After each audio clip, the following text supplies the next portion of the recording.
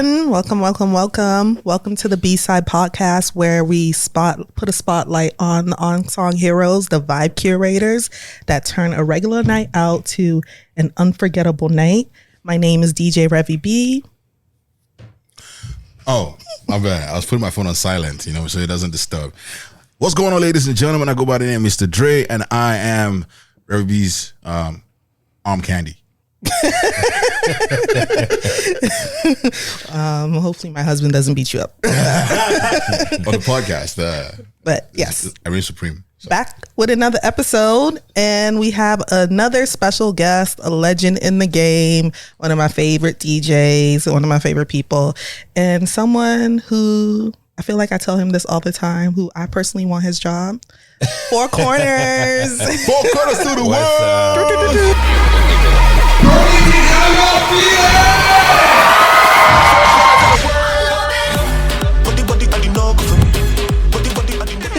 How are you doing? I'm doing fantastic. Thank you for being here. Thank you. How was your weekend? I don't remember. Yeah. Post Caravana weekend. Yeah, it was kind of a chill weekend. Yeah. Kind of a very chill weekend. I don't think I did Recovering. anything notable because I was just like resting. I worked on some music, but other than that, I've been kind of just in and around the house. Nice. Same. How was your weekend, Dre? I was in Windsor. Oh. Yeah. I've never been to Windsor. What? What am I doing in Windsor? All right, we gotta take it. So I was hosting a 50th birthday party. Oh, okay. And that's the reason why I said I'm candy. I'm candy because the husband's speech said to his wife, I'm candy. And that's what I can remember from That's cute. Yeah, but it was a good weekend. Yeah. I did not gamble my balance in the casino. Because the casino is right there. We're at the Caesars. Once you finish, the casino's right there. So I just avoided the casino and went home. So. Nice. Good job. Yeah. The only thing I know about Windsor is sports weekend. And does that even still happen? I don't know. Is it? I didn't think so. Yeah, that's the only thing everybody. So people watching this don't know what. No, they're like, what are you talking about? So how Windsor's, old are you? Windsor sports weekend was like what? Homecoming? I grew up in the States, so it would be the equivalent of like Howard Homecoming type vibes, it was right? like that. It was like that. But yeah, it's definitely not something that people. So it doesn't happen anymore. I haven't heard about it in years. Oh, interesting. I used to drive for sports weekend and come back right after. Like, yeah. That was the time. I missed my time. Oh well. Next time you have to take me. Gotcha. All right. Well, 4Korners. We're going to start with like some icebreakers so people get to know you, your music taste. Okay. One of the first questions I want to ask you is like, what's on your playlist right now? 3 songs that you can't stop listening to. You know what? You said you were going to ask me this, and it was like the most honest answer I can give you. It has to be the most honest. No, the most honest answer I can give you. I'm kind of in music making mode, which is a weird and delicate balance as a DJ and a producer. Yeah. Because I try not to listen to too much music while I'm making, because I don't want to be overly influenced. Yeah. Like I have my influences, of course, but I don't want to listen to something directly and then go work on music. And like I've had that happen too many times where I'm making a song and I'm like, shit. This is a song that I just listened to yesterday. I just remade it. That's no good. So I haven't really been listening to a lot of new music. I listen to old music. Yeah, it doesn't have to be new. Yeah, okay. Old music. Okay. I mean, Sade's always on deck. Yes. I listen to, actually the new music that I listen to is the shirt that I'm wearing, Andre 3000 New Blue Sun. I listen to this that shirt from you when we're done. I listen to this a lot. It's like my meditation, vibing out, like chill. And there's nothing really that I'm going to take from it that is not just ethereally inspirational. I'm not going to actually be able to carbon copy anything unconsciously because it's I don't know. It's not. What do you call it? True. Not even. I wouldn't even call it jazz. It's just sounds. I still haven't listened to it yet. I wanted to see him at Jazz Fest. I went, and that's where I got this. Yeah. How was it? Fantastic. Yeah. It was okay. Let me say this though. If you're into it, it was amazing. Because I was gonna say that I saw something on Twitter. Was it at the Roots Festival or somewhere that he performed? He did Roots Picnic. Yeah, and the people were just like standing. And it was kind of awkward-ish. You have to be into it. Like if you're into at Jazz Fest was a perfect place for it because it was really just an instrumentation. It was all improvised. Yeah. It was just go there and vibe out. Yeah. And the light show and everything was crazy dope. Yeah. If you're into it. But if you're not into it, you're gonna be like, what the hell is this? Okay. Because he really, and I left there feeling like the band members that he has with him are all very elite musicians. He's not an elite musician. He's not awesome at the flute. He's just fucking around, honestly. But he's having the most fun, and like just to watch it happen is incredible. To be that rich where you're to be just that like, free. you know, that too. To be that free. Where you can just do whatever you want musically. And people are here for it. Yeah. It's still on my list. I'm definitely going to listen to it and check it out. I like to listen to new music in the fall. A lot of my albums I listen to during the fall. You're going to listen to the flute album. Yeah. You're going to listen to him play flute. It's Andre. Like, yeah. You have to listen. I will listen to something once at least. All right. I can't wait to I want to hear if you like it or not. Yeah. My friends are like 50-50. Yeah. It sounds like cleaning music. So, you know, I will do that. When I make it in life, I'm going to make a triangle album. Do it. It's going to play triangles. Do it. Revy, you're going to have to spin it at the club. Hey. I will do it just for you. Just for you. Okay. So another icebreaker.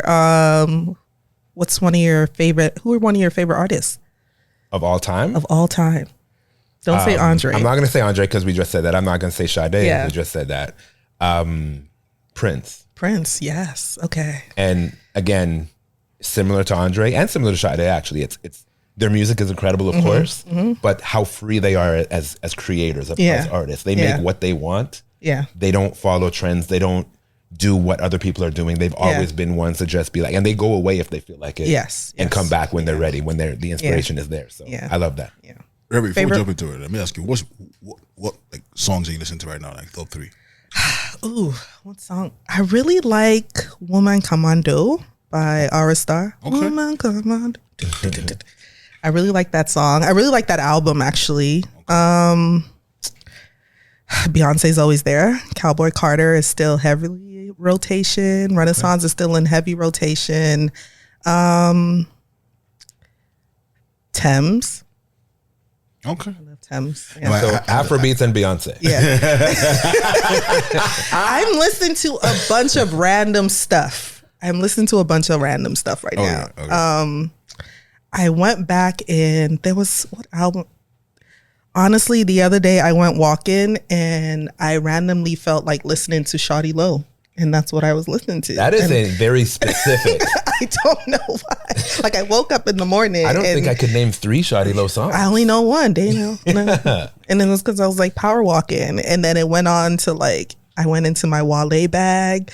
And I was listening to a lot of Wale music because I used to love Wale. He came to perform at my high school when I was in the DMV. Okay. So yeah, I'm listening to a lot of random stuff. Okay, that's dope. How about you? Oh, me? This is going to throw you guys off a curve, man. And this is just only because I heard this last weekend at a party that I was hosting. It's a gospel song. I have a very big God. And they have a whole choreography, like 60 plus people just doing it. And then in the song, you hear the guy say, when I say, can you feel it? You say, I'm like, whoa, we've crossed over like that. Like, you know, so that was just where I'm at, man. You're just at home like, yeah. That's my next thing is my husband keeps telling me I need to make a gospel playlist. I'm about to put some piano beats on. Yeah, but gospel is updated now. It's not. It's Afro gospel now. Yeah. That's what it is. I mean, like, go. Yeah. It travels with the times. It travels with the times. Obviously, definitely. Yeah. Okay, so we're gonna jump right into learning a little bit more about you. 4 Korners to the. I'm gonna keep saying that all the time. 4 Korners to the world. Let's take it back before you even started DJing. Like, when did you first fall in love with music? What was that like? I'm assuming you grew up in a very musical home. Very much so. Yeah. My dad was actually a musician. He was a guitarist. Oh, nice. Do you know how to play the guitar? Very, very, very loosely. Yeah. I'm not ready. I keep saying to myself, there will be a day when I play guitar on stage. That's like one of my goals. To be able to be good enough to be confident, to feel like I can actually do something that's worthwhile. Yeah. Not right now. Yeah. But yeah, I grew up with that. He taught me everything I know about music growing up. Thousands of records in the house. And he actually had 2 turntables and an old shitty mixer. Oh, wow. He wasn't a DJ, but that was in the house just because he was such a music guy. Yeah. And he is a record collector and he was a gadget guy. Yeah. So I've inherited all of those things from him. Yeah. So therefore, he didn't want to just have one record player where he could play a song and then change it. He was like, no, I want to be able to blend and like keep the sound going. Yeah. So those are the decks that I actually learned to DJ on. Oh, that's amazing. So what's your earliest memory of like this one record stood out that made me just fall in love with music? You know what? It's going to be very left field. I don't know if it's, but it's actually a rock album. One of the first pieces of music that I bought for myself when I was a kid was I saw this video on TV and I was just like mesmerized by it. It was In Excess, I Need You Tonight. You know the song? You don't know the song? No, I don't. You don't know the song? No. It's fine. If you say it, I might. It is a classic. I'm not going to sing. If you hum it. I'll play it for you later. Okay. The video, the song, everything about it was just so incredible that at that time I was listening to, you know, all the black music that, of course, but I want to also remind rock is black music. Yes, it is. So like I felt something. Yes, yes. And when I was buying, you know, I used to, even as a kid, when we would go to the store to get music, once upon a time you used to have to go to the store to get music. Yeah. All my friends were buying CDs. I still wanted records because that's how I grew up. And I bought this record and I played it over and over and over and over again. And this is way before I had any aspirations of being a DJ. I just loved the song so much. And records is how I listened to music growing up. That's amazing. So then when did you transition to, okay, I want to learn how to DJ? That was actually not until first year university. Wow.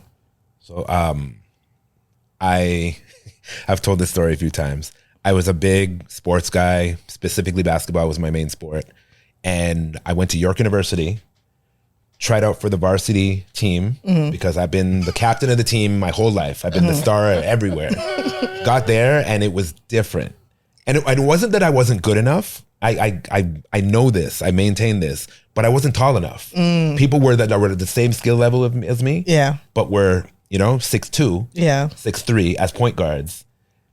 That was just an obvious choice. So I didn't make the team, and then I had a lot of free time on my hands. But now you made the team. No, but check it. Check it. You see how the thing works though. I didn't make that team. Had a lot of free time on my hands, but at that same time, I discovered parties. Yeah. That like a lot of parties was happening at my school and in around, and then I discovered nightclubs and all of that. I wasn't really into partying before that because I was just in the gym. And because that time was freed up, I went, I saw it, I experienced it, and something just pulled me in that I was like, yo, I want to know everything about this. And oddly enough, one of my good friends who was one of my DJ partners when I first started, his older brother was a DJ. Yeah. So that was like, we were around that all the time. Yeah. And we used to mess around on his records and stuff, just like I did at home in my house. Yeah. But never considered it until I started going to these parties on a regular basis and just like got swept up in the whole vibe. And that's when I was like, you know what, maybe this is something that I want to explore. Funny thing I just learned about 4Korners is that it was actually, a lot of people don't know it, but it started off as a group. Yes, it was the 4Korners sound crew originally. Yeah. So when did you guys, how did that come about? And then when did you transition to just you solo? Long story short, it was because that was over a long time. It was 4 of us at then first. Then it was a duo, you and MC Short. Then it was 3, then it was 2, then it was 1. Yeah. It's like a countdown. Wow. It was 4 when I first started because, hold on, I just realized my phone is not on silent. That's my bad. No worries. Boom. It was 4 when I first started out. The reason why it was 4 is because I idolized the Baby Blue Sound crew. They were everything. They were like guys from my neighborhood, but they were on TV. They were touring. They were like, they had a record deal. Yeah. Everything about them was like so massive. And I just thought that was the coolest thing ever. So I was like, yo, I'm getting into this DJ thing, but I want to be like that. I want to be like, I want to be like pull in as a squad. I remember when they would pull up to a party, it's like, oh shit, they're here. Like I liked that. Yeah. Everything about it. Like they looked like a band. They didn't look like DJs. They looked like an R&B or hip hop group. Yeah. So my one friend whose older brother was a DJ. Yeah. He and I were like, let's do this. But we're like, we need more guys. So I roped in my cousin and one of my next brethren from high school that did not really have interest in it at all. They loved the parties, they loved what came with being in the DJ booth, all the attention and like the girls around and all that stuff. They loved all that stuff. But I remember the day that those two dropped out was very early. It was the first day we went to the store to go buy records. Oh, wow. And they realized how much of an investment it was. And they were like, yeah, no, this is not going to work. So then it was only two. Oh, and so it didn't last that long. Not that. I want to say that lasted like 3 weeks. Wow. And then it was two of us for a fair amount of time. Yeah. And then we met the third member, me and my partner at the time. We got jobs at Canada's Wonderland. Mm-hmm. And the third partner, he already worked there. And we just met and hit it off. And the three of us were all just like great friends. And one day I gave him a mixtape. And he was like, oh shit, you DJ? Yeah. I've always wanted to get into that. I just like, none of my friends want to do it. And I was like, well, interesting. And we joined forces. And then it was three of us for a couple years. And then the original partner, he dropped out for just like personal reasons. And then it was two of us. And that's when things started to really take off, when it was two of us. So most people, if they know me long enough, they know 4Korners as a duo. Yeah. You and MC Short. So was Short a DJ as well, or was he just MC? MC Short Circuit. He was an MC. So funny question, right? Because when you first said it, so it was called the 4Korners Sound Crew? Yeah. Oh, I don't know why when you said it was four people, I thought like you were not 4Korners as part of the group. It was like, okay, one person was one corner, second corner, third corner, fourth corner. Quick math. No, I get it. And a lot of people did think that, honestly. Then I had the name first because I thought of 4Korners of the World and a few other reasons why I wanted that to be the name. And I also changed the C to a K because my name is Kirk. I was like, I want to make it different. The S was also a $sign back then. I changed that because I was super whack. But I digress. Yeah. The reason why I roped in two more guys is because of the four. I was like, yo, it'd be cool if it was four of us. Yeah. So I'm not that far off. No, you're not. Because Baby Blue Sound Crew, when they first started out, was three, and then they added a fourth. Yeah. So like I knew them first as three. So it wasn't I wanted to get four because they had four. Right, I wanted to get four because we were 4Korners. I just thought it made marketing sense, and it was, right. And those were my guys. I wanted them with me. Yeah. Right. So at any time did you feel like, okay, because this was always your vision and you wanted four people in the group, but it seemed like it wasn't working. Did you ever feel like, oh, maybe this is not meant to be? No, I just always thought that maybe it's not meant to be for them. I know what I want. Okay. I love that. I realized that along the way, I realized that, you know what, you can't want for other people what they don't want for themselves. Word. At that time. That's heavy. Yeah. At that time, though, I really wanted them. I was like, yo, come on. Yeah. It's going to be amazing. Yeah. We're going to travel the world together. Yeah. And like, who doesn't want to do everything awesome and travel the world with their friends? Yeah, exactly. Right? But there's more to it than that. We're not just... Life is life. You can't just be along for the ride. You got to be contributing. Yeah. And they were not into it. It wasn't their goals. It was my goal. I can't force my goals on them. Right. So that's how that happened. So I never personally got discouraged in that sense. I've been more than discouraged in many other senses.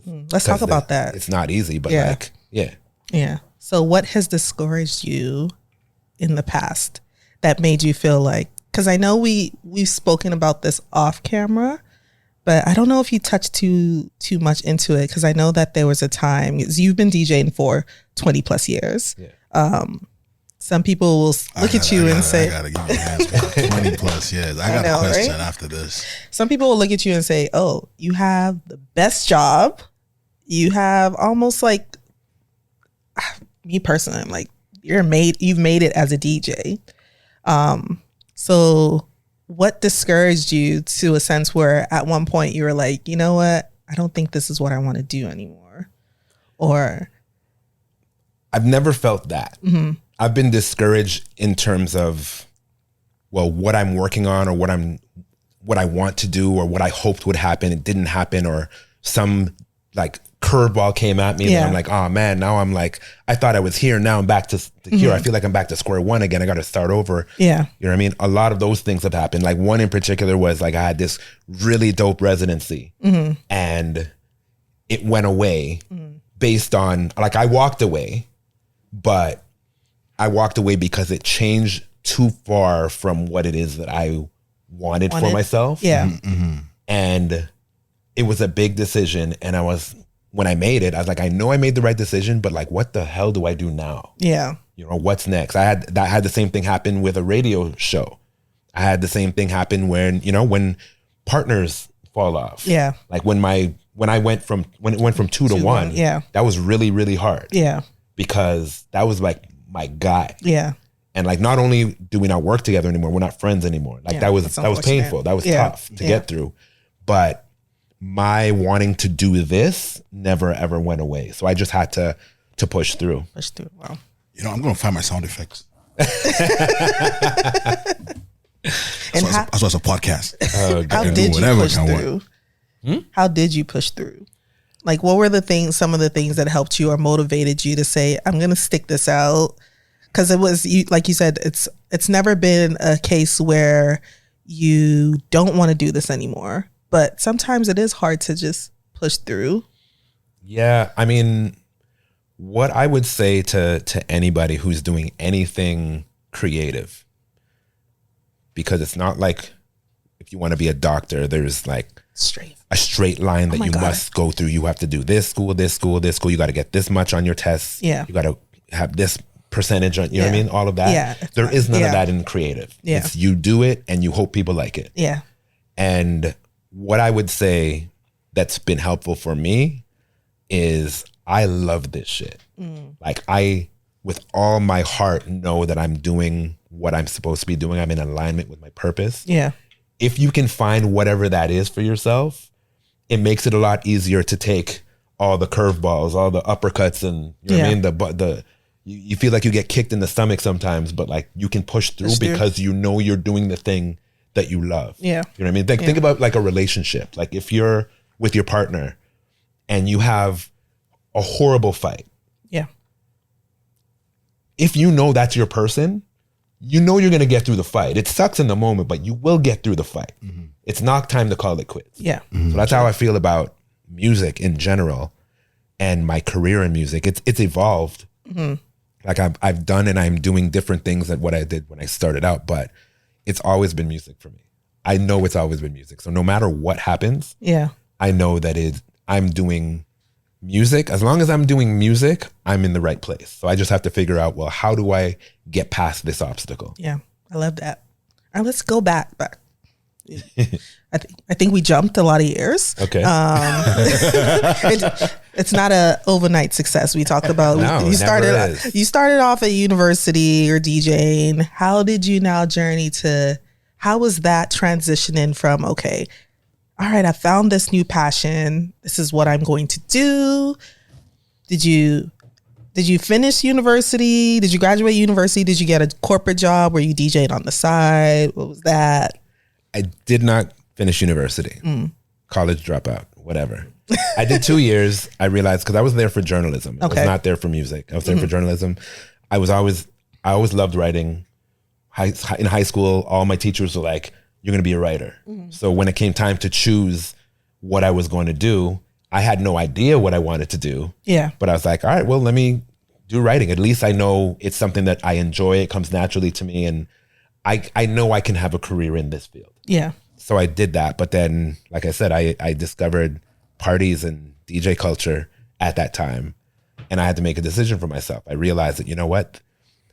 This is pulling me so strongly. I love this so much. Was it that you were getting so many bookings that you couldn't keep up? No, I had zero bookings. I had no bookings. I was DJing. So you just like dropped out with no plans? It's just like... Well, no, I had a plan. Okay. Music was the plan. So you're Caribbean, right? You're Jamaican? Trini? Okay. So how did your parents take that? Not well. Short answer, not well. Not well. Well, how did you explain mom, dad? Relatively. Well, check it out. Number one, they were both very disappointed and upset. They were vexed. Yeah. But remember, my dad became a chef after he was a musician, which is still creative. He was more understanding because he's felt that. He knows what I'm talking about. My mom is not a creative person. She just went to school, went to work. That's been her life. She's retired now, and like she worked at the hospital for sick children for like, I don't know, 40 odd years. Yeah. She's that person. Both of them, their main concern was, are you going to be able to feed yourself? Yeah. You know, because they're supportive parents. I'm not going to say that they were they came down on me and like I had to leave the house because it was nothing like that. They were upset. Yeah. But they loved me and they were always supportive. And end of the day, they were like, well, figure this shit out then. Figure it out. So did you move? You ended up moving back home? No, I was still living at home at the beginning of university. And to appease my mom, and also I thought it was a good idea at the time, I went to the Harris Institute for the Arts, which is a music business school. Yeah. And that's a 1-year crash course. It was a lot of money. Yeah. I had to take a loan out. And, you know, my parents were like, well, that's on you. So I did it. And I went. And I didn't finish that either. However, I learned enough there, and I was already at that time starting to DJ. I was interning. I was like doing different things in and around the business. I started meeting people that work in record companies. I was hanging around a lot. I would go to the label and just hang out and just absorb. I was like in the mix of things at that point. Yeah. So by the time and here's why I didn't graduate. I didn't drop out. The way that school worked is like everybody takes the general first year. Well, first semester. It's like 3 semesters consecutive. So the first part of the course is the general. Yeah. And then from there, you do 2 levels of either business or 2 levels of production. So either like management type stuff or technical stuff. Yeah. I did 1 of each. By design, I was like, you know what? I don't want to do one. I want to learn both sides. Yeah. So I did 1 of each. So I did complete 3 terms. But I didn't do it the way that they laid it out. I did it the way I wanted to do it. Yeah. So I could take from it. My vision of school is like, I'm not there to get a piece of paper. I'm there to learn. Yeah. So I learned what I wanted to learn. Yeah. And then I bounced. Like technically I would have had to do a 4th term in one of the other to be able to get the piece of paper. Oh, okay.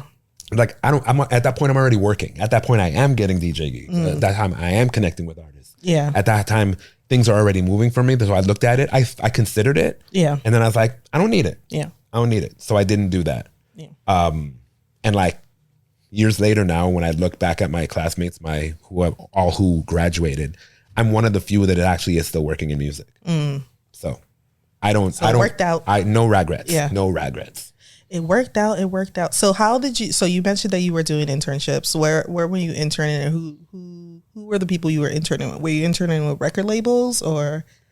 Yeah, record labels and club promoters. Okay. I was for promoters. I was like running flyers, doing whatever was needed. Record labels, I was like helping out with street team stuff. And honestly, I don't even remember having an official internship at a label. I just kind of just went. I just showed up. I just pulled up. Oh. I met people that worked in there, and I pulled up, and I just hung around enough that I just became part of the scenery. Wow. And so through that, working with promoters, did they now kind of put you on to like club events that you started DJing? After a while, yes. Yeah. How long did it? Year or so. It's not bad. Like running flyers. Yeah. 2 promoters in this city specifically helped me with that was Ian Andre Espinay. Shout outs to Ian. And Dr. J the Soca Prince. Shout outs to Dr. Dre. Both of them, me and my partner at that time used to run flyers for them and like do whatever it is that else they needed if they asked. Yeah. And eventually they started to put us on some opening slots. Yeah. And worked our way up. Wow. And then you eventually had a residency in Scarborough. Was that how long before that? Because that's the one you put. We had Lissa on the show, and Lissa told us you were the one who got her into DJing, which is crazy. And you taught her to DJ too. So then you had that residency. Was that kind of like your big first residency? It was definitely not big.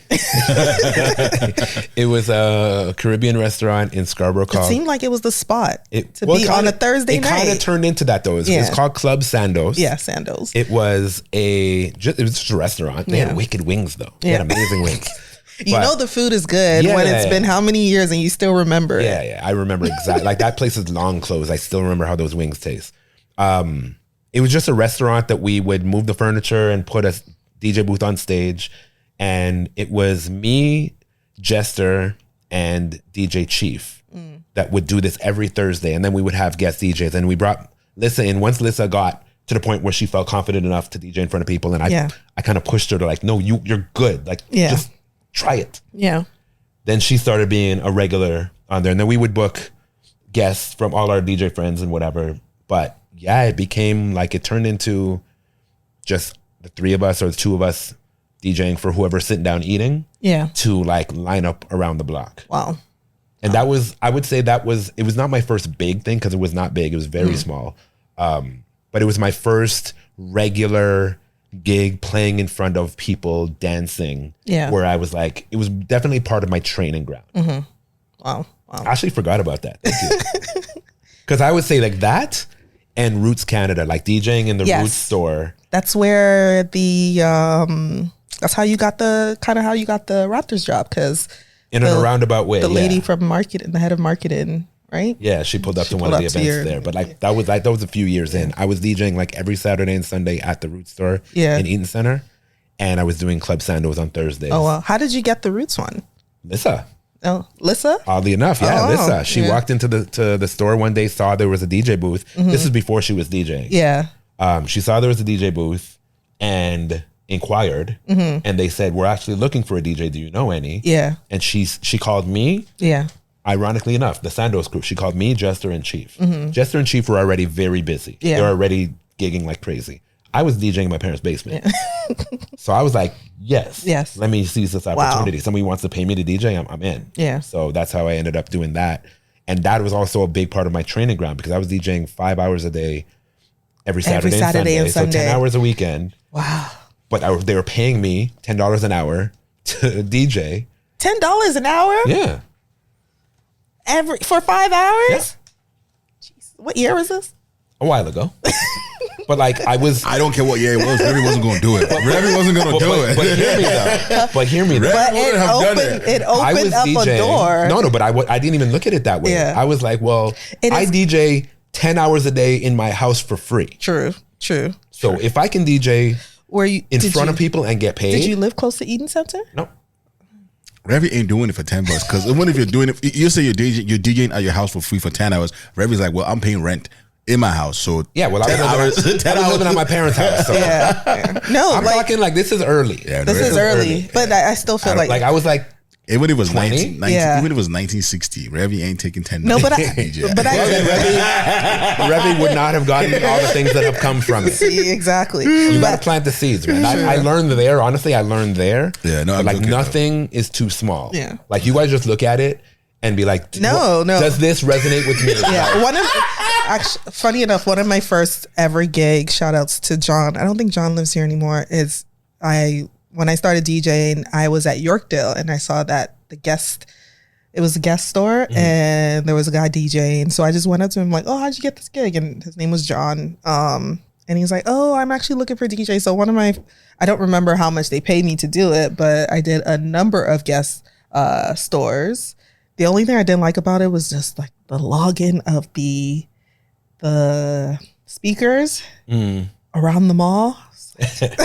Okay, well, see, that's the thing. At Roots, they had it. Yeah. But when I started, I was still playing vinyl and CDs. Oh, man. Yeah. So like, I still had to log stuff. But I think one of the things I like about gigs like the store, where it's like a long gig, or when I used to do like Casimoto or the W, is like I find those to be like good practice and a way to just try out different songs, different things. Absolutely. Because in a sense, it's kind of like background music to most people, but for you, it's practice, right? Right. So that's why I looked at it. I was like, they're paying me to practice. I'm going to do this anyway. Yeah.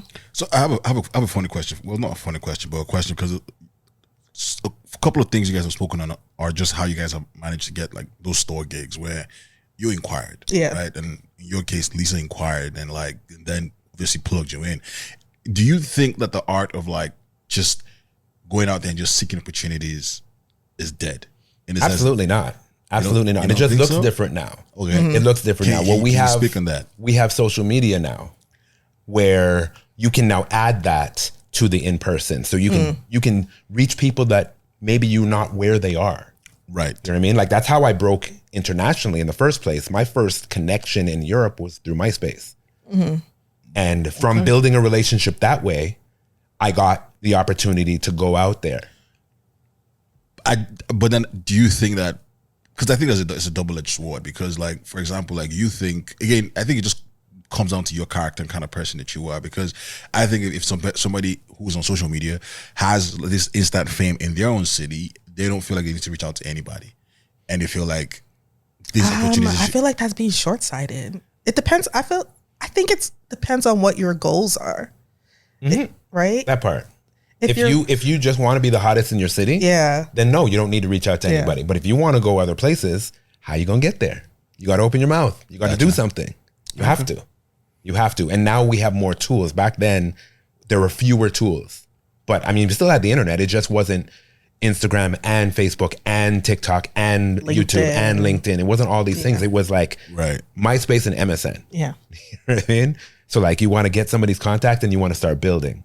And email, obviously. Yeah. I mean, again, like you said, like we have social media now. I just think that even with that, there's still a little bit of like tug and pull with the whole thing, where it's like, okay, now you want to reach out to somebody internationally, and that doesn't mean that you don't have the talent, right? Like I'm thinking like with like Guess or the Roots, I'm sure they like didn't ask to see a resume or kind of thing, like, or they just trusted that you could play. Yeah, they just gave me a shot. But if they hated it, they would have said, don't come back. Yeah, but I feel like with social media now, it's kind of like, I mean, before we get to the work, right? It's kind of like, okay, we're looking at your followers and we're looking at all of those things. And sometimes like people, again, that idea of meritocracy is ignored to a large extent. Where like, and I get it. Don't get me wrong. I do get it. I do get that. Yes, that it matters what your social media pool looks like. Yeah. But I just sometimes I feel like for people who do actually know the work don't get. You know what though? If they really want it, they'll find a way. If they really want it, somebody might say, "Oh, sorry, you don't have enough followers. No thanks." If you say, "Okay, no problem," then that's the end of it. If you don't say, if you say, "Yeah, but let me do this, let me do that. Yo, I'll do one for free. I'll pull up." Yeah. Let's keep talking though. You can. And again, that's I equate everything to sports and to relationships. Right. Like if you want to hit a 3-point shot, and you take one shot and you miss, is that the end of your ball career? It better not be. If it is, then you didn't really want it. You get in the gym and shoot 100 shots a day, 1,000 shots a day, then you'll hit that shot. Feel me? Right. I agree with you. I'm on the same table with you. I just wanted to speak on it a little bit because I feel like a lot of us, again, will give up once we get that first no. I feel like, okay, well, that's on you. You don't want it bad enough. Yeah, I guess. If you want something, you're gonna get it. If you try to talk to a girl and she says, "I'm with my friends, I don't really want to talk right now," and you just leave it at that, well, maybe. I'm leaving at that. But that's what I'm saying. If you leave it at that, okay, cool. So you know what, girl, I'm not trying to bother you. Let me give you your space or whatever. But like, then you see it later by yourself, not with her friends. You'd be like, yo, I just saw you stepped away from your friends. Is it cool if I talk to you now? Because I'm interested or whatever. Like, she might still say no, but like, she might say, okay, well, now I can have time. So like, now I'll talk. Okay. You know what I mean? But all in all of this, you got to be a decent person. Teach the youth. Teach the youth. 4Korners. You got to be a decent person. Teach the youth. I can promise you, my DMs and emails are full of people approaching the wrong way, and they don't even get a response at this point. Right. I mean, like, you have to be a decent person. My introduction to you was like, I saw you at an event, and I just walked up to you. I didn't even have any, like, I wasn't asking for the portrait. I just said, hey, this is who I am. This is what I do, and we shook and just kept to push it. And that was the beginning of us becoming friends. Yes, exactly. Now we have a relationship that like, now we're sitting here on a podcast doing shit. You know what I mean? Yeah. Like that's how it starts. Yeah. You don't have to, and I always tell people too, is like, don't ask on the first interaction. Yeah. Don't ask for something. I'm a stranger, bro. Like, you know what I mean? Don't just come up to me and like, hey, can you do this for me? It's like, I don't know you. Short answer, no. Yeah. Nope. Why should I? Give me a reason. Who are you? Hi. Teach the youths. It's not just youths, unfortunately. It's not. I think that there's a lot of factors that have caused social interaction to be like a little bit weird. Not where it should be, but agreed. Yeah. Agreed. We can fix that. Agreed. Okay. Let's take a step back from that. So how long were you at Roots Canada before you were playing Saturday and Sunday? I want to say, to my recollection, I think it was like 4 years. I did. Oh, wow. And from there, like, it wasn't just at Eaton Center. Then I started doing stuff at the York. They used to have a massive Yorkville store. And like for those who don't know Yorkville, that's where all the like Louis Vuitton, Gucci, all that stuff is down there. That's where 4Korners lives. His penthouse. So that store used to be like an iconic store. They used to do a lot of film festival parties and like wine events and all kinds of things there would go on after hours too that were like licensed. So I was DJing there in the daytime sometimes. And then I became there every Saturday. Wow. And then I would do those events. So they would have like a lot of actual parties. And that's where the VP of marketing from MLSE saw me DJing. Yeah. But even beyond that too, I parlayed that roots thing into like a sponsorship. Me and my partner were modeling on their website. Let's talk about that. Time out. How did you do that? Hold on, you modeled? Yeah, just talking, just asking, open my mouth. They had music playing throughout all the stores nationally that was like, they called it Roots Radio. Yeah. I started like carrying that too. Wow. Like I'm an opportunist in a good way. I've never done this. What's your star sign? I gotta look it up. I gotta see what the characteristics. So like, where did those ideas come up with? Like you just said, okay, all right, I get the curating stuff, but then the modeling and the sponsorship. Like, how did you even think about that? To say, I always just think bigger than what the thing is. Yeah. So like, okay, I'm DJing in the store. They always like would give me clothing to wear while I'm in there. So I'm like, what if we can get clothing to wear outside of here? So sponsorship. And then we started doing professional photo shoots early because that's what I saw Baby Blue do. Yeah. All the DJs were like not doing that. Yeah. I saw them doing that. I was like, no, that's dope. They look different. So we started doing that. I had a friend. And you'd wear it just all I had a friend that was a photographer. So we did that and we wore all the Roots stuff. Yeah. And then I started just giving it to the people at Roots and be like, yo, look at this, look at this, look at this. Wow. And then I was like, if you ever want us to like, we're cool. We're already doing it. Like, Yeah. You know what I mean? We'll even have our photographer shoot it if you want. Yeah. And eventually they said yes. Wow. And you were opportunist in a good way. Were you on the billboard, like one of the store billboards, or the store? No, or on never the made it to the billboards, but like on their website and like print stuff. You gotta send. I have to see a picture of this. Yeah, yeah, that's amazing. From there, you met the lady at MLSE, and she gave you her card. Yes. And you reached out. Yes. What was that? What did that email say? What were you thinking? I don't remember exactly, but I'm sure it was something to the effect of "Great to meet you." The idea, because she said in that short conversation, hey, me and some of my associates went to a game in Miami. We saw they have a DJ there and we thought that would be cool here. Would you be interested in something like that? We haven't made any decisions. We're just like floating ideas around. Would you be into it? Yeah. And I said, yeah, of course. And she gave me her card. Yeah. So I hit her up and it's like, yo, that thing you mentioned, super down. I looked into it. His name is DJ Irie. He's awesome. Wow. I would love to talk more about this. Yeah. Let me know when we can connect. And I don't think she didn't get back to me off on that one. I harassed her. You have to follow up. Yeah. Okay. I harass is the word. You hear that, guys? You got to follow up. I pressured her phone and her email enough. But because she was interested, like she hit me with the information. She was busy. But she's busy. And I understand busy. Yeah. And I also understand why. And she was drinking. Yeah. So I was like, I don't want this to like be one of those just in the moment things. Yeah. Like, I'm going to remind you when you're sober. Yeah. Let's have this conversation. And eventually. How many times did you have to follow up before you? I don't know. A lot. Yeah. A lot. More than. Were you doing like once a week follow-ups? It's a long time ago. Yeah. I don't know. But I just want to say, don't go out there harassing people. There's a trick to it. Like, I use these words like opportunist and harass. It's like, no, I understand what you're saying. But in a positive way. Like there's finesse involved in talking to people. You know what I mean? You can want something, but you can't just blatantly just be like, give me the thing. Yeah. You have to like value exchange, number one. So it's like, yo, let's do this together. You asked me about this thing. I want to do this thing. How do we make it happen? Yeah. You know what I mean? Word. Like you give and you get what you give. It's never just ask, gimme. Yeah.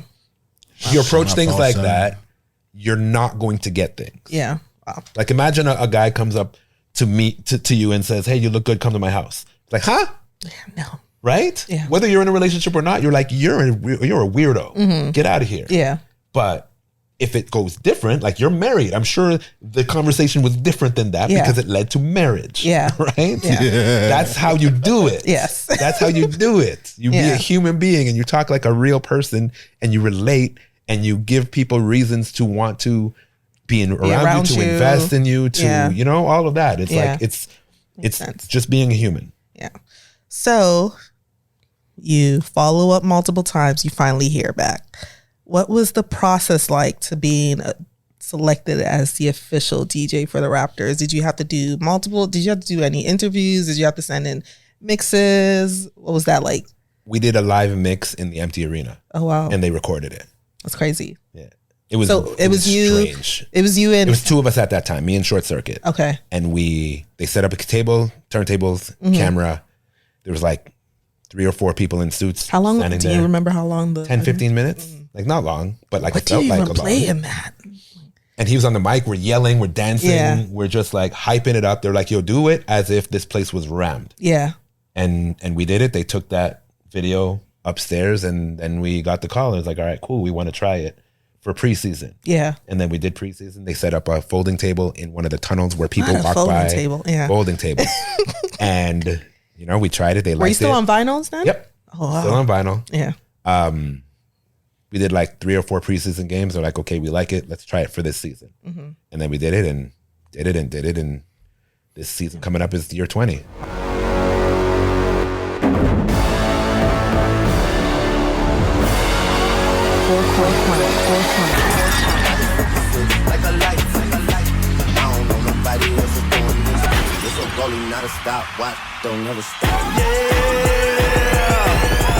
20. What would you say is the difference between DJing at a game as opposed to a party? Like, what were the things you had to learn? Because I would assume it's very, very different. Everything's different. Yeah. Everything's different. At a game and I've done other productions as well, like for TV and different events and such. A game is a production. Yeah. It's not at all a party. I mean, there are segments that is a party, like when I do halftime, for example, or whatever. I'm just like ripping and like hyping people up. Yeah. But for the most part, it's like there's a schedule. There are pockets where I'm involved. I pick what I'm playing, or some things are connected to what's happening. And there's somebody talking in my ear the entire time as they're talking to everybody. And it's like 3, 2, 1, go. And like, it's a show. We're putting on a show. So it's completely different. And sometimes you're only playing for like 3 minutes at a point, right? Because sometimes I'm playing for 10 seconds. Like it's all. Yeah. And there's a lot of times when now that I've been doing it for obviously this, I'm in the rhythm of it. But there's a lot of times where something will happen that they just need to like go to me real quick. I just have to be ready, and I have to be ready with the right thing. Yeah. So it's that balance. How was it during that run in 2019? Like, what did that? A blur. Yeah. A blur. Did you get a ring? Yes, I did. Where is it? I don't wear it every day. Not because I want to try it on. But yes, because I want to try it. You want to try it on right there.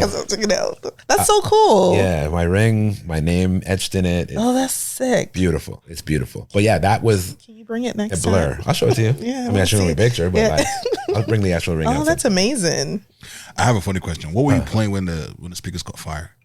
I heard it was Afrobeats, man. What were you playing? Oh my God.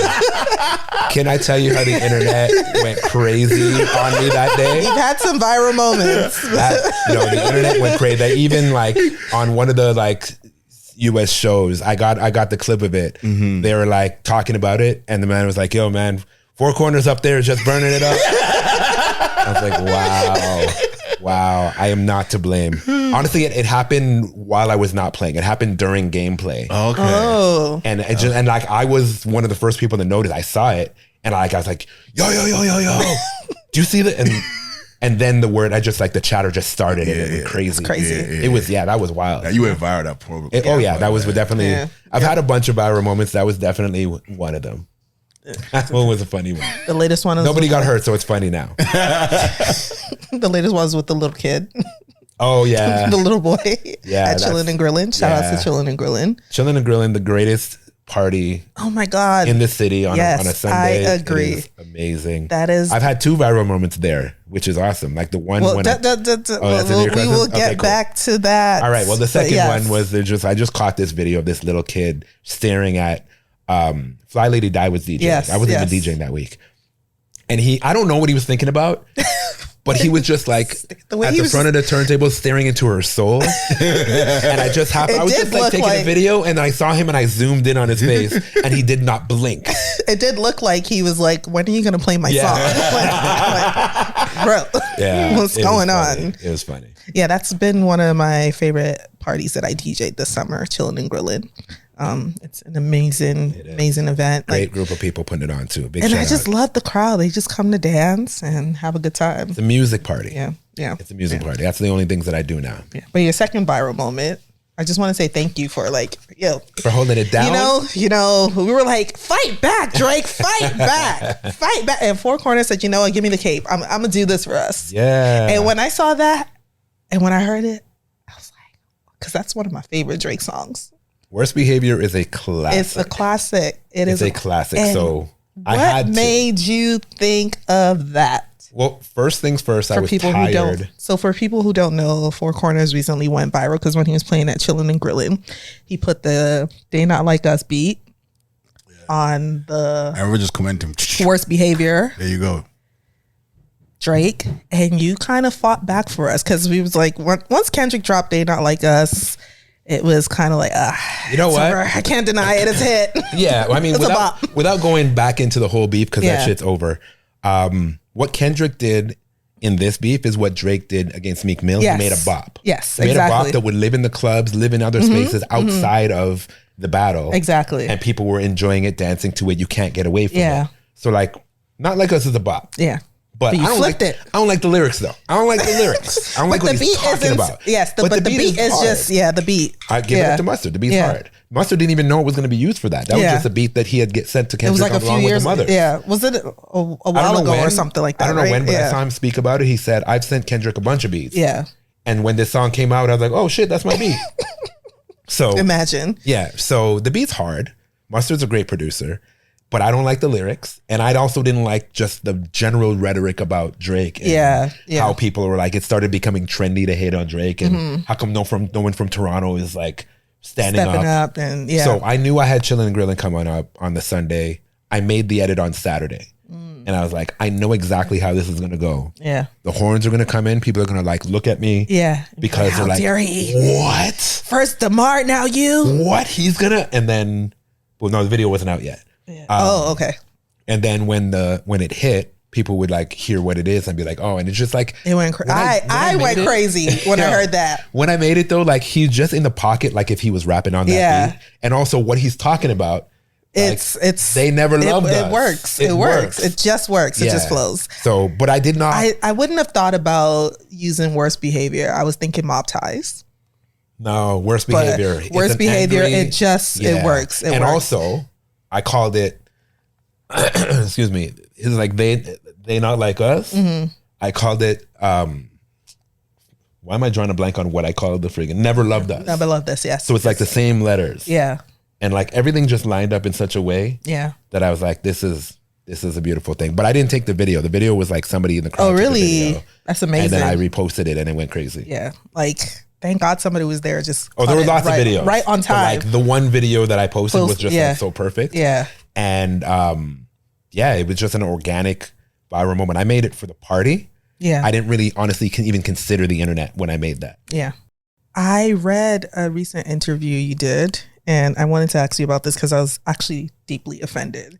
They asked you, what's a song you refuse to play? And you said... Return to the Mac. Worst song ever. I stand on it. How dare you? I said what I said. What? I said what I said. First of all, hate his voice.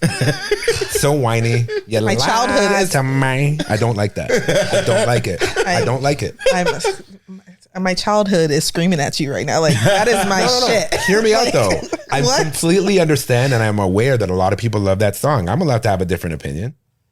Anybody who wants to hear that song, anyone who wants to hear that song, they can hear from any other DJ. But you called it the worst song in the world. That's not. It's my least favorite song. How about that? But why? I just said it.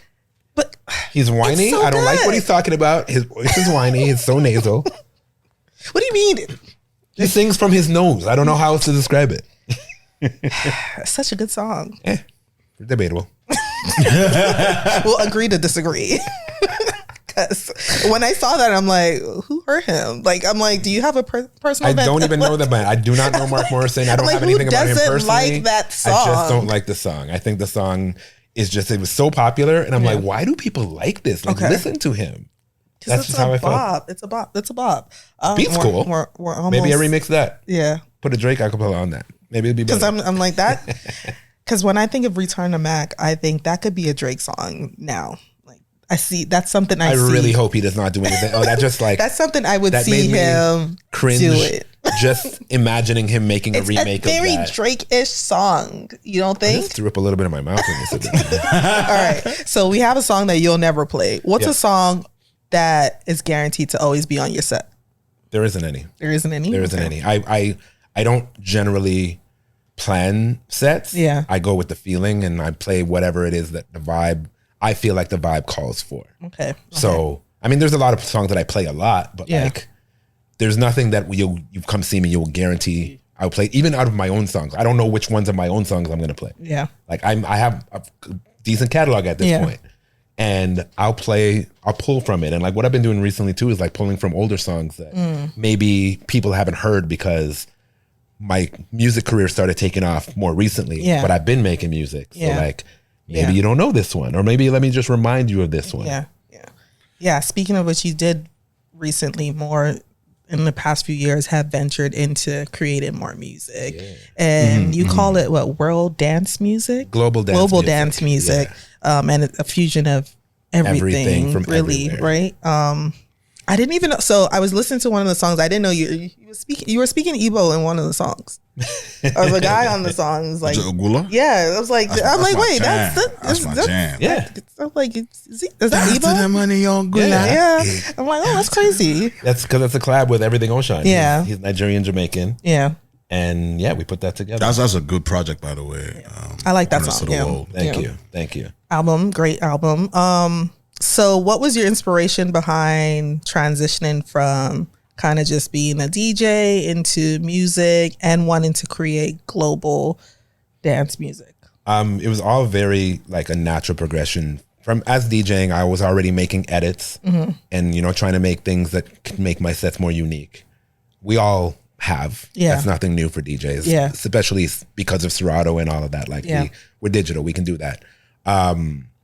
And then I did one in, I want to say it was like 2014, that was called, it ended up being put out as a song on SoundCloud. It started out as an edit. Yeah. That the guys that I was doing it with were like, yo, this is more than just an edit. Let's put this out as a song. Yeah. And we put it out on SoundCloud, and like DJs from around the world were playing it. Like DJ Snake played it on his first ever BBC radio DJ set. And like I got videos of Diplo and Skrillex and all these people playing this. What's the name of the song? It's called Work. Work, okay. And it was like an interpolation of David Banner Play and Beamer, Benz and Bentley, but like with a different up-tempo drum pattern that I just made. Yeah. That like ended up being what people started to call twerk music. This was early before that was even a term. Yeah. But like it was just like perfect for that vibe. And when that happened, I was like, well, maybe I should take this more seriously. Yeah. And I just started working at it. I put out some shitty songs, set them out, and like really went into the lab and like focused on honing these skills. Yeah. And then when I felt like, it's good enough now, then I started releasing music and learning how to release music independently and, getting it out first and foremost to the DJs, but also to work with, the Spotifys and Apples and get it on the radio and all that kind of stuff. I just learned that on the fly over the years. But at this point, I'm very proud of my catalog. I'm still making more music. I just finished another record this week. And when's the next album dropping? I'm just starting to work on the next album. Okay. So I'm anticipating sometime next year. Okay, we can't wait to hear it. Yeah. But like I've done a lot of remixes this year. Yeah, you did one with Tome recently. Yeah, I did a record with Tome. Water. Yeah. I did. I like that. A few other artists. I have one that I just finished I'm excited about. You'll hear it soon enough. Okay. And that's just, and then why I started infusing global sounds, because I didn't start like that. But why that evolved into that is because I'm from Toronto. Like, everybody's here. I grew up around everybody. And then also I've traveled so much that I've always taken music from different places that I've learned and like put them into my sets. But now I'm like, well, I'm making music. Why don't I infuse these sounds instead of just taking the songs? Yeah. And like as an example, Afrobeats, I started playing that like mad early because it was way more popular in France and in Dubai and, you know what I mean, other parts than it was here. Like it didn't exist here. Yeah. But I remember hearing like Oliver Twist and Shake Body and like, I mean, it existed. It just didn't exist in. No, when I say it didn't exist here, like these songs, of course they existed, but like it was not a thing for there to be in parties. You're going to hear Afrobeats. Yes, yeah. Like it wasn't a thing. It was like over here it was dancehall and soca. Yeah. But Afrobeats was like it's us. Yeah. And I started playing that, and people didn't know who P Squared was. People didn't know who Scales were. And like all of that started to snowball over the years, and now it's obvious. Yeah. But like at that time, 10 years ago, it was not obvious. Who's one of your dream futures? I'd love to work with Pharrell Williams. I think we can make something cool. I think we can make something really cool. I can see that. And the reason is because he's like an out of the box thinker as well. Yeah. So we'd come up with something very, and he's very American, but he's obviously traveled. Yeah. But I know me bringing the global vibe into the conversation, I'm sure he'd be very excited by that, and like we can do something cool. Yeah, we will do something cool. Yeah, I haven't started harassing him yet. Soon will come. Politely harassing. No, I just want to ask a question real quick. Being the fact that you've had a 20-year span, right, and even longer with everything encompassing, and you've done, you've been a DJ, then music production, then doing the corporate stuff, working with the Raptors, and then being a content creator, and also now having your own podcast, Leave Actually. I want you to speak on your whole idea of just evolving and staying, just not necessarily being on top, but just evolving and just staying tapped in. Because I personally I'm in this space where I'm an MC now, and now I've started doing stand-up comedy. I've been doing that for about 2 years now. But I feel like I was at a point in my life where everybody around me was in corporate, right? And so I looked like the guy that was always going to the club. And so nobody would take me seriously, right? But that's where evolving comes in, where it's like you gotta know what point of your life in. And that's what the same thing about the club. There's nothing bad about being in the club if that's your environment. But how are you evolving in that space? You know what I'm saying? So how did you kind of just talk about that? Like how you've chosen to evolve, why? And is there a time where you're like, okay, this is the point where I need to evolve? I just do what I love. And like the main thing that I've been able to maintain intentionally, but it's just become naturally now, is like I'm a kid. I'm always going to be a kid. Like I maintain my childlike energy. And I go where the fun is. I follow the fun. So like when you think back, when you're 5 years old, every decision you make, what is it based on? Is it going to be fun, yes or no? You're not thinking about anything else. Yeah. So that's how I live as an adult. I'm like, well, is it going to be fun, yes or no? If it's not going to be fun, I don't want to do it. I don't want to go there. I don't want to be around that person. If it's not fun, I'm not down. Right. And as far as evolving and doing creative things, I'm like, I do the things that I think would be fun. Stand-up comedy is actually one of the things that I wanted to do. Come on. Not as a career. You already got the Raptors job. You already got the Raptors job. Just let us have something. No. But not as a career, but like as a bucket list thing. To just like go up and, talk some shit on a stage. Like, you still got to come to my show. I did send you personal invites, so you still got to come I'm down, dude.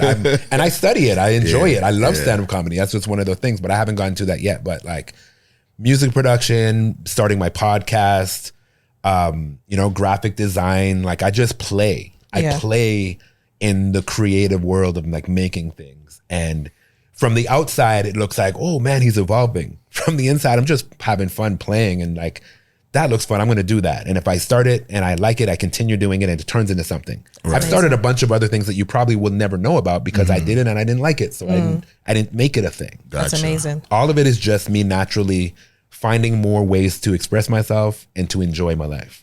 That's amazing. And so is that what you do with your content? Because one of the things I admire about you, and one of the things we have conversations is about, like, for me personally, stepping out and putting out more content. But I love the way you are able to do it in such a way where it is authentic and it doesn't come off corny to me. Well, first, I'm actively currently teaching myself to stop using the word content, because I feel like that's starting to become this thing that makes people feel not good. And I'm like, what about that makes it not feel good? And I actually looked up the dictionary definition of content, and it's associated with the word contain. Satisfied. And I don't feel like art can be contained. Yeah. So when I say like I'm making videos for, the internet or whatever, like I'm not referring to it as content anymore. I'm referring to it as I'm making stuff. If it's a video, I'm making a video. You're creating. I'm creating something. Yeah. And as an artist, as a creator, that's what we do. Yeah. So like, why would it feel cringy to say I'm going to create something if you were a creator? Yeah. Right? If you're an artist, true. You're going to make art. Flip your mind. Yeah. I love that. And then as far as like my purpose in creating things for social media, I'm having a conversation. I'm sharing what it is that I make or what I'm doing, or just something that I'm thinking about, or something that I think is funny or whatever. I'm just sharing with the intention of having a conversation. Yeah. And amazing. Therefore, it's not like a billboard. I'm not showing off here. Yeah. I'm conversing with you. It's a conversation. Amazing. And I think you can speak on this. Should DJs, because you're a music producer, you make music, and artist. When you do your sets, you bring out artists, right? And rightfully so, because you have made songs with them, right? But should DJs who don't? So I guess my question is a two-parter. Where should the relationship between DJs and artists in Toronto, should it be much closer? And should DJs be bringing out some artists during their sets? I mean, obviously the events are specific too, but if you have the opportunity, because I don't see it a lot. Like I can count on one hand how many DJs I see bring out artists when they're on global stages. Right. Well, one, I think that the relationship between DJs and artists is intertwined by its nature. Mm-hmm. They make music, we're playing the music. Yeah. Mm-hmm. Why would we not interact? We're not though. Why? Well, you got to ask that question of them, because I do it, so I don't know why they don't do it, right? But I've been doing this before I was making music. When I was on tour, any artist that I know, even in a club, it doesn't have to be a stage. In a club, if there's an artist that I know in that city, I'd be like, I hit them up in advance. I'd be like, yo, pop out with me at my set. Mm-hmm. Yeah. And they would come up, they would stand around the DJ booth. I'd hand them the mic, they perform their song. We're doing that together. I'm helping bigging them up. They're bringing some added value to my set. Mm-hmm. Yeah. Everybody wins. Yeah. We love music, right? Wow. Yeah. Why wouldn't we do that? And that's not just in Toronto, that's globally. I don't think that it's about in any city we should be doing that. Mm-hmm. Yeah. Now, if other DJs should be bringing out artists in their set, if that's something that's fun for them, they should do it. If it's not fun for them, if it's distracting, if they don't like to do that, then they shouldn't. Okay. But I think that it's dope when people do. I think it's dope. That's why I do it. It's fun for me. That's why I do it. I'm sad because we're running out of time, and like this could be literally a 4-hour interview. We could do a part 2 sometime. We're gonna have to, but we're gonna end with like some cool questions. So, one, what is your favorite? Give me 3 favorite B-side songs. Favorite B-sides? I don't know. I can play some for you. How about that? Okay. Yeah. I've always been. You can put it in your mix, or you put it in there? Okay. Yeah. I've always been one to. Everybody is exposed to what's popular and what the singles are and all that. But again, I come from when I first started. I was buying records. Yeah. There were literal B-sides. Yeah. Where this is the single. For those who don't know what a B-side is. Yeah. The single is the song that the label is pushing. The B-side is like, let's throw another song on there that we think people might like and might encourage them to go buy the album. Yeah. And I off the top of my head, honestly, I can't even pick 3 specific B-sides. I just know that there's a lot of songs that are not heard as much that are good enough, in my opinion, to be heard. And I love sliding those into DJ sets everywhere. Okay, so letting people know. Stay tuned for 4Korners' B-side mix. Another question. If you were to have your own festival, who are the 3 headliners and what would you call the festival? That is awesome. That's an awesome question. 4Korners to the world. I don't have a name yet, but I have done an event a couple times that I called Wonderful. Ooh, Okay. So that could be it. I'm still toying with if I want to go forward with that name or if I want to evolve it. But well, that's the one you did downtown Toronto. I did. Well, yeah, I did one with Havaya. I did one at the Rivoli as like inside, and then I did one as part of the Elevate Festival. I took the takeover. Yeah, and that was outside. Actually, I was at both actually. Yeah, that one I brought Tommy out. On that one. Yeah. I brought Tommy. I brought Bolo Al Jabade. I brought Everything Oshan. I brought Tamara. No, that was at the other one. I brought Zen Soul. Yeah, I brought Tamia out. I brought Omega Mighty out. I done it all. You're bringing everybody out. Yeah, it's a family affair. Yeah. And who the headliners would be? Well, first of all, obviously me. Yeah. Okay. Korners Prize got to be on there. Ain't no way Korners Prize ain't gonna be on there. Yeah, maybe. Maybe. Well, I mean, yeah, possibly. Reason why is because I'm thinking like my direction has shifted. This is his festival. No. My focus has shifted musically where I've like kind of really honed in on the sound that I'm working, which is global dance music. Okay. And like me and Connor are gonna do some stuff that but like what he does is not exactly that. Right, but like we can, and he has done some stuff. So like at least Marathon. Yeah. Marathon. Yes. Marathon's a great record. Amazing record. Who else would I would love to have? So you? I'm just gonna list my favorite artists. Okay. Right now that I would love to have. I would love to have Sade. I don't think that she's been on stage in quite some time. That would cure world hunger. That would cure all diseases. Everything. It would fix the economy. So pitch into UNICEF. Yeah, Sade. How sick would a festival be if the headliners were me, Sade, and Drake? It might it might shut down the country. I'm here for it. That's crazy. That would be a crazy. I love that. And you know, and it'll be called Wonderful. And you know, in my set, I'm bringing out a gang of artists. Please let me have a Anita set in that concert. You, Sade, and Drake. It's gonna be baby making songs all day, man. Just condoms, UNICEF, condoms on sale at the bar. Yeah. You don't DJ a lot of weddings, right? And I wanted to know if you were to play one song to start a wedding party, what song would it be? Well, first, I don't DJ a lot of weddings by design. I have. I don't enjoy them. Every big DJ says that. No, but the reason why is, well, I mean, I'm also like an artist DJ. Right. So I enjoy the freedom to play music that I want to play and that I think will be great for the people in front of me. Yeah. At weddings, there's like a list. Yeah. There's like grandparents and punk children that are like trying to play that right now. And I always have to be like, the bride says no return to the back. I'm sorry. Yeah. No, you said that. But if you ever do a Nigerian wedding, I don't know, but I when I do play weddings or that type of event, the number one floor starter is Michael Jackson. Want to be starting something? Ooh. Okay, that's neat. Remy, what about you? Is it a Nigerian wedding? Is it what is it? Because there's always someone, Mrs. DJ, you're not playing my music.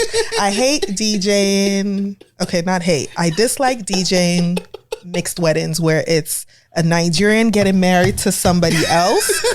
Because I am trying to play for everyone. I would have just finished a 30-minute Afrobeat set. And I'm like, okay, let me play some regular music, non-Afrobeats. And there's always someone's auntie and uncle coming up to me. And I remember one time I said, oh, I have to play for other people too.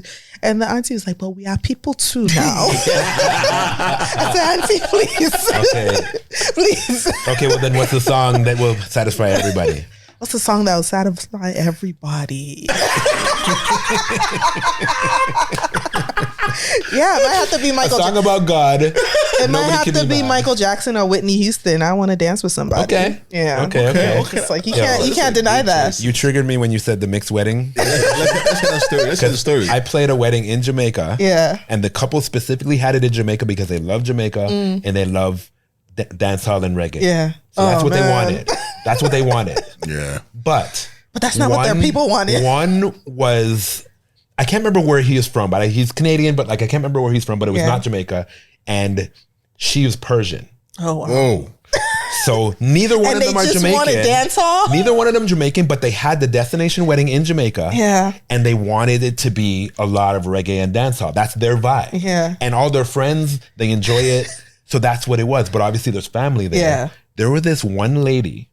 And also they gave me some Persian songs to be like, I had like 5 songs. Yeah. They're like, yo, these are staples. You play these. Yeah. This side of the family will be happy. You'll be good. I'm like, yeah, say less. No problem. I love to do that. Yeah. And I learned some new music and I wove it in such a way that it wasn't like I just stopped and played the song. Like I made it made sense. This one lady, even though I played those songs and I spread them out too, I didn't just like, okay, here's your 5 minutes, no more. Yeah. I spread them out. I even played a couple twice. I did the thing. This one lady was like across, it was outdoor. She was like way down just staring into my soul. And like from there, louder than the speakers, she's yelling, Persian! I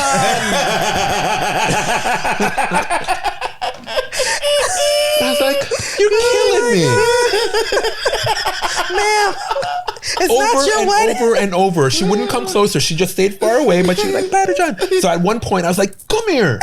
So she came, and I was like, what do you want me to do? Like, look, everybody's having a great time. We're in Jamaica for a reason. I played some Persian songs. I can play one again for you. And she's like, we just want to hear Persian. I was like, lady. And she's like, okay, I know, but like Persian, you know? I'm like, do you know? But still. Do you know? But still. Give me some money. She stopped yelling though, so we came to a mutual agreement. And then I played like a Persian remix of Return of the Mac, and she was so happy. You still played it. Well, thank you so much, 4Korners, for being here. So at the B-side, we like to give people their flowers because you've been doing this for 20 plus years. Oh, actual flowers? Yes, you are amazing. We just like connected on a personal level these past few months, and like I called you recently, and one of the advice you gave me honestly like blew my mind. Your face from the camera. Oh, thank you, friend. It blew my mind, and I just think you're an amazing person, and I love your energy, and I wish you nothing but more success. Can't wait to hear the new album. And we just wanted to give you your flowers and thank you for doing what you're doing, and thank you for being you. And thank you. Continue to do great things. This is very sweet. Thank you very much. And there's purple flowers in here too. Yes, there's purple flowers in there. Beautiful. It was not planned. It was planned. Oh, those. All right. Thank you very much for having me. This has been great. I've done a fair amount of podcast interviews and whatnot. These questions were fantastic. The conversation was dope. It was not the same shit that people ask me a lot. I didn't want to. Appreciate that. Thank you. Where can people find you on social? 4Korners of the world. Anything you want. I'm on every platform, but the best place to find me is 4korners.com, number 4Korners with a K. And no dollar sign. No dollar sign. That's just the bank account. And you will find all the links to everything, to my Spotify, to my YouTube, to everything. All right. Thank you. And we just want to end, Dre and I want to end it by saying we need floor seat tickets. All right. Thanks. Bye. Yeah, let's do it. Yeah, that part.